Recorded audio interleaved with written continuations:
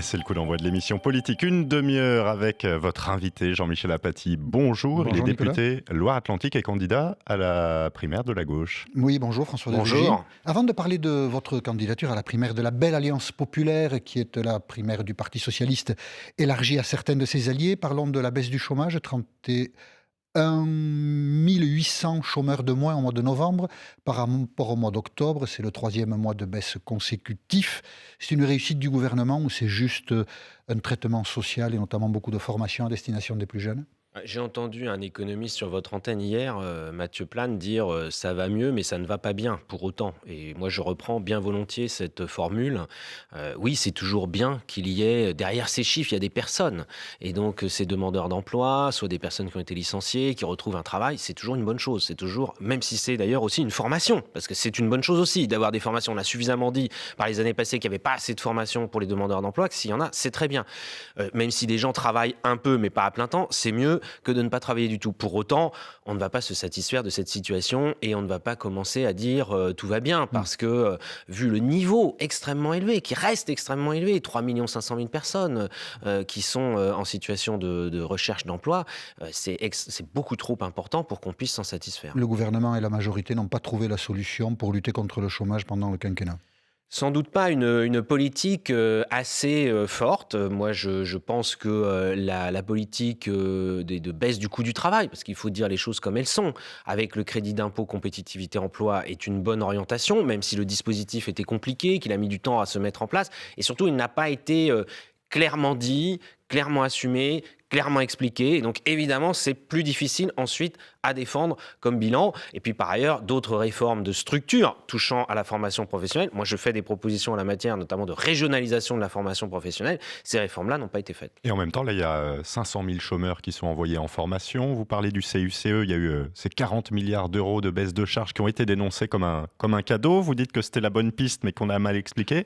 C'est sûrement pas un cadeau, parce que c'est ce discours autour du cadeau, des cadeaux aux entreprises, mais c'est insupportable. Les gens qui disent ça, ils n'ont jamais dû aller dans une entreprise et voir ce que c'était qu'un compte de résultat ou un bilan, parce que la vérité, c'est que c'est pas un chèque que l'on fait pour le patron, parce que c'est ça, quand on entend certains baisser les cotisations, baisser le coût du travail, ce serait un cadeau qu'on ferait au patron. Mais non, c'est une façon de baisser le coût du travail, parce que, pour une raison simple, si le travail est cher, il sera rare. Et c'est donc on exactement ne le peut discours pas qu'on entend. échapper à cette règle de base. Aucun ministre n'a jamais dit les choses aussi simplement que vous les dites. Eh ben, c'est bien dommage. Et moi, dans cette primaire de la gauche et des écologistes, je porterai des choix clairs. Et je veux dire les choses clairement. Parce que justement, je crois qu'il y en a ras-le-bol des choses où on tourne en rond, ou alors, là, j'entends les polémiques. La droite va polémiquer sur les chiffres. Alors ça y est, maintenant, on remet même en cause les modes de calcul. Mais arrêtons avec ces polémiques. Ces chiffres, ils sont les mêmes. Le mode de calcul est le même pour tout le monde depuis des années. Et derrière ces réalités-là chiffrées, il y a encore une fois des réalités humaines. Et c'est ça qui compte. C'est ça notre mission politique, que d'améliorer ces réalités humaines. Alors, puisque vous êtes candidat et que vous avez envie de parler clairement, vous avez envie de parler Je le fais. clairement dans quel domaine, François de Rugy? Quels sont les sujets que vous voulez mettre en avant à l'occasion de votre candidature dans cette primaire? Je suis candidat écologiste. Je pense d'ailleurs le seul candidat écologiste Il y dans en a un cette autre, primaire mais de la gauche. il y a Jean-Luc Et Benamias, mais bon. c'est différent, vous l'avez reçu il y a quelques jours et il a pu présenter aussi ses orientations. Le seul candidat écologiste, je suis le seul à vouloir mettre l'écologie au cœur du projet présidentiel de la gauche. C'est quoi mettre l'écologie au cœur du projet? Ça veut dire, par exemple, on parle d'économie, c'est dire clairement que la relance de l'économie, ça passe par l'écologie. Qu'on arrête d'opposer écologie et économie. Si on prend l'industrie automobile, si on prend l'industrie chimique, si on prend l'agriculture, dans tous ces domaines-là, moi je crois que l'écologie est un facteur de progrès économique. Et qu'on ne peut pas continuer à avoir une opposition qui a encore, dans ce mandat-ci, encore avec un ancien ministre de l'économie, souvent été faite entre écologie et économie. J'entendais, juste avant que nous commencions, un reportage sur l'Inde, qui vient de vraiment développer l'énergie solaire. Si on veut, moi je propose d'arriver à 100% d'énergie renouvelable en 2050, pas simplement pour l'environnement, pas simplement pour relever le défi climatique, mais pour une question économique. Ça créera des activités et des emplois sur notre territoire. Vous avez trouvé la formule pour le dire, ça, parce que ça fait des années que les Verts disent on met l'écologie au cœur de notre projet, et manifestement ça rentre pas dans l'esprit des temps. Parce que le problème souvent, c'est qu'il ne faut pas se contenter de le dire, il faut le faire. Et là, on a deux problèmes. On a les partis classiques qui souvent ne le disent même pas, ou quand ils le disent, ont beaucoup de mal à le faire. Regardez, il y a eu l'accord sur la COP21, et c'est une très bonne chose, c'est une avancée, avoir réussi à négocier, à signer, à ratifier cet accord. Mais ensuite, il faut le mettre en œuvre, mais le mettre en œuvre chez nous, pas simplement en disant on va faire ça au niveau mondial, au niveau européen. Commençons d'ailleurs à le faire ici et maintenant. Et puis, chez les écologistes, il y a eu aussi, trop souvent, la dérobade devant les responsabilités. Et y compris quand on a proposé à Europe Écologie Les Verts d'assumer la responsabilité de ministre de l'écologie, c'est le moment que les principaux dirigeants d'Europe Écologie Les Verts ont choisi pour quitter le gouvernement. C'est ce que, évidemment, les Français ne peuvent pas comprendre. Donc moi, je suis pour une écologie qui agit. On dit les choses clairement et on est prêt à relever les manches, comme on dit, pour le faire. Ségolène Royal n'a pas beaucoup agi. Ça n'a pas été une ministre de l'économie très convaincante à vos yeux, François de Rugy? Une ministre de l'écologie, vous venez d'avoir le lapsus en parlant de ministre de l'économie. C'était peut-être son rêve d'ailleurs. Mais elle n'a pas été très convaincante. Ça dépend des sujets. Sur la loi de transition énergétique, la loi a été faite, a été votée comme on l'avait dit avant. C'est un engagement tenu, un engagement pris avant les élections, engagement tenu. Je vois la loi sur la biodiversité, c'est Barbara Pompili, sa secrétaire d'État en charge de ce dossier, qui a réussi à la faire voter. D'ailleurs, aujourd'hui même, c'est pas une info qui fait la une des médias, mais le décret de création de l'Agence française de la biodiversité paraît au journal officiel. Voilà, ça, c'est les choses, elles sont faites. Et puis sur d'autres sujets, malheureusement, je l'ai dit au moment des pics de pollution, sur la pollution de l'air, là, c'est vrai qu'on aurait aimé qu'elle soit beaucoup plus offensive et beaucoup plus active. Et Fessenheim n'est toujours pas fermé. Le décret de fermeture n'est toujours pas pris.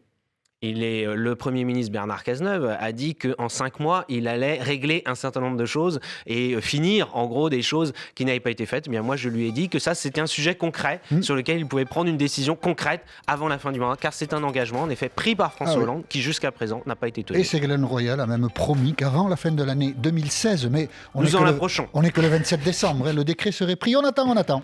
Il nous reste quelques jours. Un passage par l'info, Agathe Mahut à 8h40. Après 3 années de détention provisoire, la mère de Fiona va demander ce matin à être remise en liberté devant la cour d'appel de Riom dans le Puy-de-Dôme. Une requête formulée en tout cas par les avocats de Cécile Bourgeon, condamnée le mois dernier à 5 ans de prison. Elle a en fait été partiellement acquittée après la mort de sa fille. Les policiers de Seine-Saint-Denis condamnés après des tirs de flashball font appel. 3 agents de police qui avaient blessé des manifestants à Montreuil en 2009. L'un d'eux avait perdu un œil. Il y a 10 jours, ces policiers ont été condamnés à des peines de 7 à 15 mois de prison avec sursis. La pétition dépasse déjà les 200 000 signatures. Pétition sur le web qui réclame un vrai procès pour Christine Lagarde, une semaine après que la Cour de justice l'a reconnue coupable dans l'affaire Tapie Crédit Lyonnais, tout en la dispensant de peine. C'est un enseignant sartois qui a lancé ce texte, évoquant une honte pour la démocratie. Pas de neige, pas de contrat pour beaucoup de saisonniers en Savoie. C'est ce que dénonce la CGT dans le département. Alors que les flocons se font toujours attendre, près d'un tiers des 45 000 saisonniers actuellement présents dans les stations de ski n'ont pas été embauchés, faute de neige et donc faute d'activité. Enfin, la principale boîte noire de l'avion russe a pu être repêchée 48 heures après le crash de cet appareil militaire en mer Noire. Il transportait 92 personnes. En attendant les résultats complets de l'enquête, Moscou suspend l'ensemble des vols prévus avec le même modèle d'avion militaire. France Info. Député de Loire-Atlantique, candidat à la primaire de la gauche, François de Rugy est l'invité de France Info avec vous, Jean-Michel Apathy. Le pacte de la primaire, François de Rugy, primaire à laquelle vous participez, c'est de soutenir le vainqueur. Je pense que vous allez vous y engager quand on vous posera la question très simplement.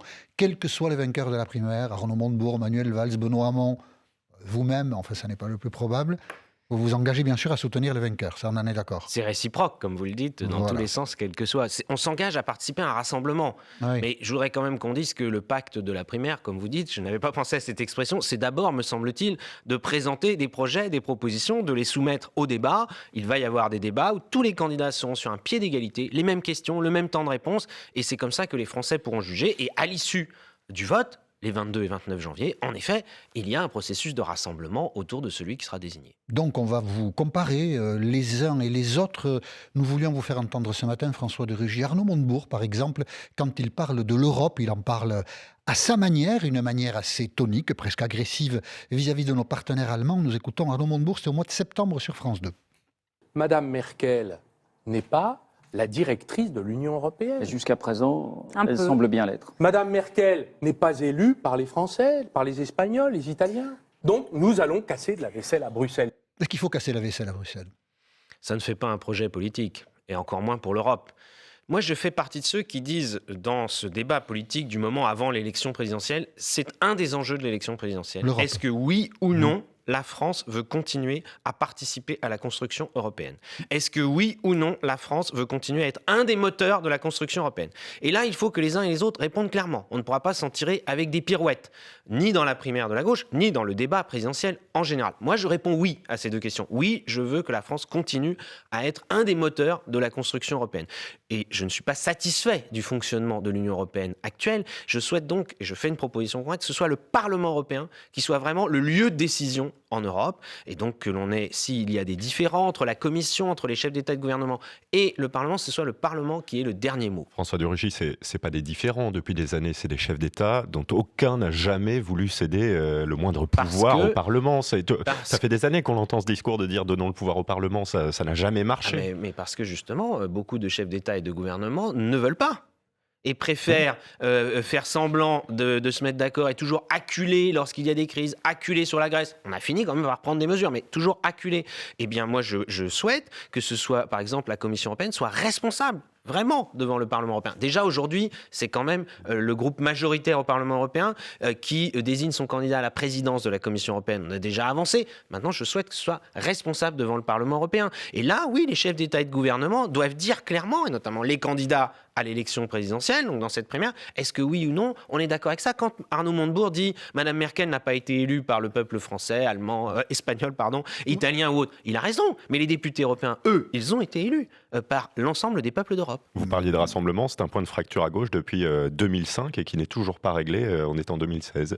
Continue de ne pas être d'accord sur la manière de... C'est un point de fracture au sein de la société française, d'ailleurs, il faut le reconnaître. La perception de l'Union européenne, la perception de l'ouverture ou pas au monde, à l'Europe, c'est un sujet majeur de cette élection présidentielle. Et la primaire doit permettre, en effet, de trancher entre plusieurs propositions, plusieurs lignes, orientation pour l'avenir de la France, oui ou non, dans l'Europe. On doit respecter la règle des 3% ou on doit s'en affranchir?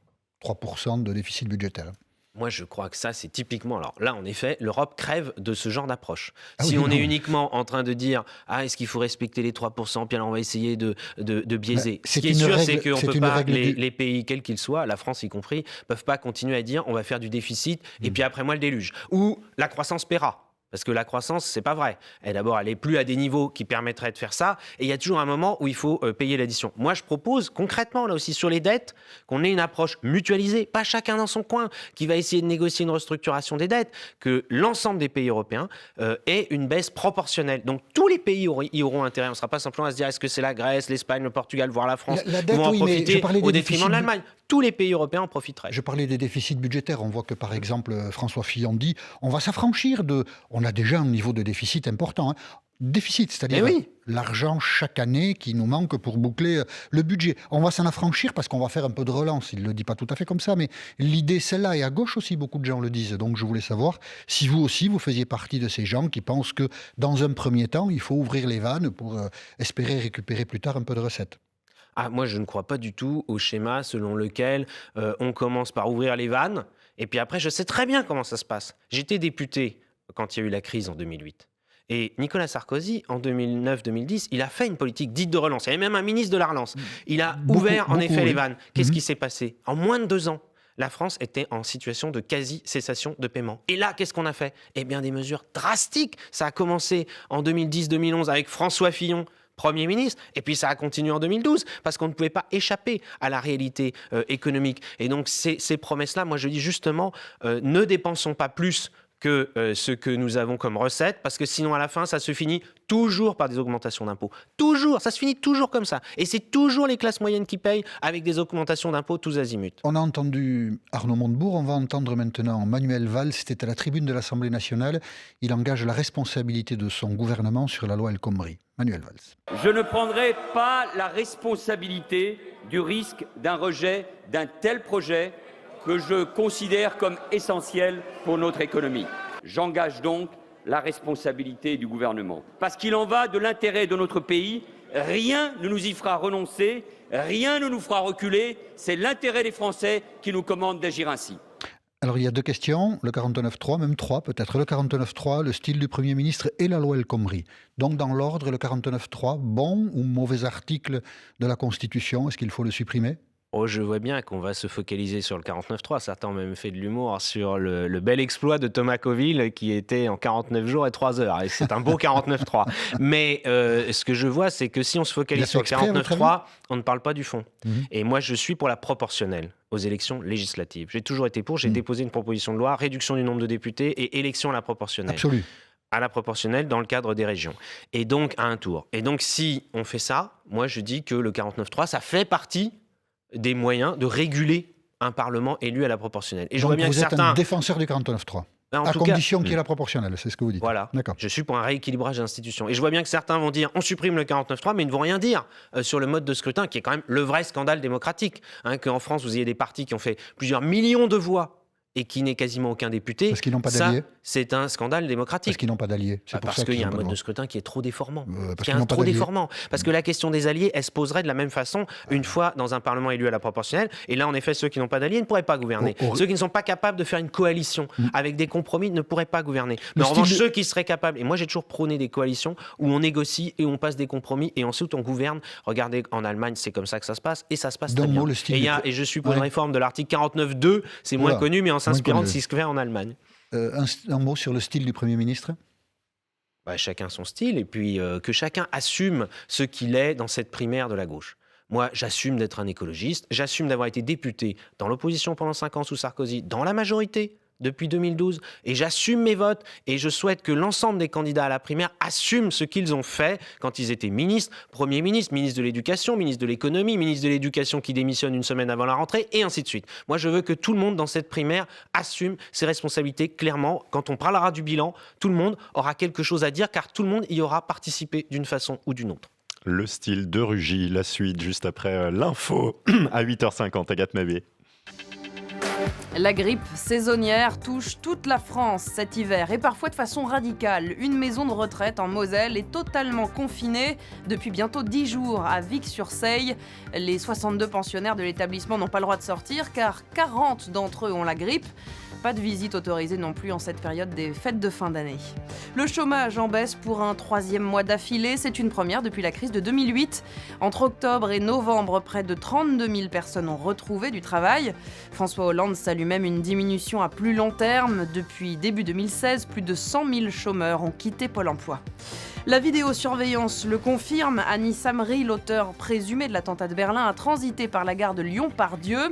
Il apparaît bien sur les caméras, alors que les autorités cherchent toujours à comprendre son trajet depuis la capitale allemande et jusqu'à Milan, où il a été tué par des policiers. Pour la première fois à Istanbul, des putschistes devant la justice. Une trentaine de policiers accusés d'avoir participé au coup d'État manqué en juillet contre Erdogan. Ils risquent pour certains jusqu'à 15 ans de prison. Enfin, 75 ans plus tard, le Premier ministre japonais et le président américain ensemble aujourd'hui à Pearl Harbor, sur l'archipel d'Hawaï. Plus de 2400 morts en 1941 quand l'aviation nippone attaque par surprise la base navale. Et c'est ainsi d'ailleurs que les États-Unis sont entrés dans la Seconde Guerre mondiale. Shinzo Abe et Barack Obama iront tous les deux se recueillir près du mémorial aux victimes. France Info. François de Rugy est l'invité politique de France Info ce matin, candidat à la primaire de la Belle Alliance Populaire. 6 concurrents en face de vous, pas d'Emmanuel Macron, Jean-Michel. Pas d'Emmanuel Macron, mais Emmanuel Macron a réussi. C'est bien dommage. Emmanuel Macron a réussi à l'extérieur donc de cette primaire à imposer quelque chose, à imposer sa marque. On le voit bien dans le débat public. Si vous en êtes d'accord, François de Rugy, on va célébrer un petit exercice. J'aime ou j'aime pas. Vous aimez quoi chez Emmanuel Macron ? J'aime bien l'idée de renouvellement, et ça c'est sûr qu'il porte une forme de renouvellement, et je pense que dans la primaire d'ailleurs de la gauche, ce sera aussi un sujet. Qui est-ce qui renouvelle, et les propositions, et aussi la façon de faire de la politique. Mais d'abord les propositions, parce que si on n'est que sur le style, ça ne suffira pas. Qu'est-ce que vous n'aimez pas ? Je pense qu'il est dans une aventure trop solitaire. C'est-à-dire qu'on ne peut pas construire un mouvement politique. Tout à l'heure, nous parlions du Parlement.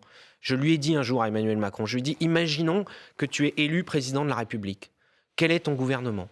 Avec qui tu gouvernes ? Tu t'appuies sur quelle majorité parlementaire ? Plein de gens vont le rallier. Et il s'appuie sur quelle majorité Plein de parlementaire? gens vont le rallier. Est-ce que c'est une aventure ça solitaire ne se construit pas en quelques semaines après l'élection Vous présidentielle. pourriez Pourquoi? Vous pourriez travailler avec lui? Parce que dans nos institutions telles qu'elles sont aujourd'hui, moi je suis pour les modifier, mais il faut faire avec comme elles sont aujourd'hui, eh bien vous avez l'élection présidentielle le 23 avril et le 6 mai, et ensuite 5 semaines après seulement, vous avez les élections législatives au scrutin majoritaire. Et donc là, je dis que c'est dommage de ne pas être dans le rassemblement. Par ailleurs, il y a aussi une autre question qui est évidente, c'est que si on continue comme ça à dire chacun fait dans son coin après la primaire de la gauche, on aura, on le sait, un risque. C'est pas écrit d'avance, c'est les électeurs qui prendront à la fin leurs responsabilités. Mais on a un risque d'auto-élimination de la gauche du deuxième tour de l'élection présidentielle. Et donc toutes ces stratégies, elles contribueraient à la fin à avoir un choix entre François Fillon et Marine Le Pen. C'est que l'on veut offrir aux Français quand on se dit progressiste. Si on regarde objectivement le paysage, Emmanuel Macron, de son point de vue, est mieux à l'extérieur de la primaire qu'à l'intérieur. Non mais ça, vous dites objectivement. Non, objectivement, on regarde je veux dire, objectivement. Quand on regarde sondagièrement parlant, aujourd'hui. Non, même un peu plus que ça. Il capte l'attention de l'opinion publique, on le voit bien. Et il l'aurait fait tout aussi bien s'il était venu dans la primaire. Est-ce que c'est pas et il aurait peut-être gagné. Je ne suis pas sûr que vous soyez convaincu et de ce que vous dites. Mais... S'il l'avait gagné, il aurait été dans un rassemblement. Et s'il ne l'avait pas gagné, il aurait fallu qu'il reconnaisse qu'il n'était sans doute donc pas le mieux placé. Vous pourriez travailler avec lui? Ah mais on a travaillé avec lui. Il a été ministre pendant 2 ans. Et moi, j'ai jamais fait partie de ceux qui l'ont disqualifié, qui ont dit il n'est pas de gauche, il n'est pas ceci, il n'est pas cela. J'en ai ras-le-bol d'ailleurs dans le débat politique d'avoir ces disqualifications permanentes avant de discuter du fond. Et donc bien sûr que je pourrais travailler avec Emmanuel Macron demain. Mais ce que je constate, c'est qu'il est dans une stratégie qui n'est pas bonne, ni pour lui à mon avis, ni surtout pour l'ensemble de la gauche réformiste dans ce pays. Vous parlez beaucoup de rassemblement et d'élan. Et en même temps, vous parlez d'une aventure solitaire d'Emmanuel Macron. Est-ce qu'il n'a pas aujourd'hui un enthousiasme qui manque justement à la primaire de la gauche? Enthousiasme des gens, justement, c'est solitaire, mais enfin, il y a du monde à ses meetings, il y a du monde qui va sonner aux portes de son mouvement En Marche. C'est très bien, mais ce serait encore mieux si c'était dans une stratégie qui permette de gagner. Parce que j'imagine pas qu'il fasse tout ça uniquement pour faire des meetings où il y a du monde, uniquement pour s'égosiller au micro ou pour avoir des bons sondages. Il fait ça pour être président de la République, j'imagine. Et donc quand on fait ça pour gagner, on s'en donne les moyens. François Mitterrand, quand il s'est lancé en 1965 et qu'à l'époque il était peu connu de ça, il s'est donné les moyens d'être un candidat de rassemblement. Il n'a pas fait une aventure personnelle et solitaire. Pas venu tout de suite quand même. Vous l'avez dit, François de Rugy, vous êtes un candidat écologiste. Louis Alliot, le vice-président du Front National, était à votre place hier. Il a la dent dure contre les écolos, mais est-ce qu'il a tort? On écoute Louis Alliot. Le drame de l'écologie, si vous voulez, aujourd'hui, c'est l'écologie politique. Parce que les écologistes s'occupent de tout, sauf d'écologie. Ils sont sur les sans-papiers, ils sont sur beaucoup de choses à gauche, très à gauche même, mais jamais sur ce que les gens comprennent le mieux. C'est précisément la défense de la nature et de l'écologie au sens propre du terme. Il a tort? Alors, M. Alliot n'a pas dû lire mon programme, mais ça ne m'étonne pas. Non, mais il ne parlait pas de vous spécifiquement. Ah oui, moi, je suis un écologiste, donc il parlait de l'image que donnent les écologistes en général. Oui, c'est tellement facile de dire ça pour faire oublier qu'au Parlement européen, parce que M. Alliot, il est député européen, donc moi, je suis pour que le Parlement européen ait des pouvoirs. Mais du coup, les parlements européens, il faut qu'ils rendent des comptes. Et lui, il a voté contre. Avec tous les députés du groupe Front National, ils sont parmi les seuls à avoir voté contre la ratification de l'accord sur le climat. Si lui, il considère qu'un accord sur le climat, c'est pas un enjeu écologique, eh bien, M. Alliot a tort. Voilà. Et je suis prêt à débattre avec M. Alliot d'écologie, comme avec d'autres gens du Front National, qui sont les plus éloignés des enjeux écologiques dans notre pays. Bon, je pense que si quelqu'un d'autre que Louis Alliot avait dit ça, peut-être que vous auriez trouvé quelque chose de juste dans les propos, mais comme c'est Louis Alliot qui le dit, c'est l'émetteur qui brouille le message. Si vous voulez me faire dire que je trouve qu'il y a certains écologistes qui se sont égarés à l'extrême gauche, j'ai écrit un livre qui s'appelait « Écologie ou gauchisme, il faut choisir » il y a un peu plus d'1 an, et je crois que j'ai choisi de la façon la plus claire qui soit. Le titre, effectivement, a l'air d'indiquer votre choix. 2 questions de justice pour terminer. Une pétition circule demandant un vrai procès concernant Christine Lagarde et son implication dans l'arbitrage de Bernard Tapie. Vous avez déjà signé cette pétition? Vous pourriez la signer? Je n'ai pas encore lu le texte, donc avant de signer, je vais lire le texte, mais sur l'intention, je la partage, je suis tout prêt à le signer parce que je suis révolté, scandalisé par à la fois cette affaire, le fond de l'affaire, qui est responsable. On nous dit Madame Lagarde est coupable. Mais elle n'est pas responsable. Et on nous dit, mais sa réputation internationale. Justement, ça fait plus de 5 ans qu'elle est directrice du FMI, donc je crois qu'elle a bien profité de sa réputation nationale et internationale. Et alors, qui est responsable si ce n'est pas elle? C'est M. Fillon, qui était Premier ministre à l'époque, qu'on n'entend pas. Dérobade complète de François Fillon sur ses responsabilités dans ce choix scandaleux d'un arbitrage en faveur de M. Tapie. Ou alors c'est M. Sarkozy. Mais il faut le dire clairement. Il faut des responsables politiques qui assument. Et peut-être vous la signerez. Et deuxième question de justice, Benoît Hamon, qui est donc l'un de vos concurrents dans cette primaire, signe ce matin dans Libération une tribune demandant au président de la République la libération de Jacqueline Sauvage, condamnée pour avoir tué son mari dans des circonstances très particulières. Qu'est-ce que vous en pensez, François de Rugy? Vous pourriez faire une même démarche? Situation exceptionnelle, mesure exceptionnelle de grâce complète, pas de demi-mesure avec une demi-grâce. Et si j'ai été élu président de la République, comme on dit souvent, quelle serait votre première mesure? Eh bien, ce serait justement la grâce de Jacqueline Sauvage. Donc il faut libérer Jacqueline Sauvage, merci. La gracier, oui. La gracier, François de Rugy, merci d'avoir accepté l'invitation. Merci. Merci Jean-Michel Apathy, l'info revient.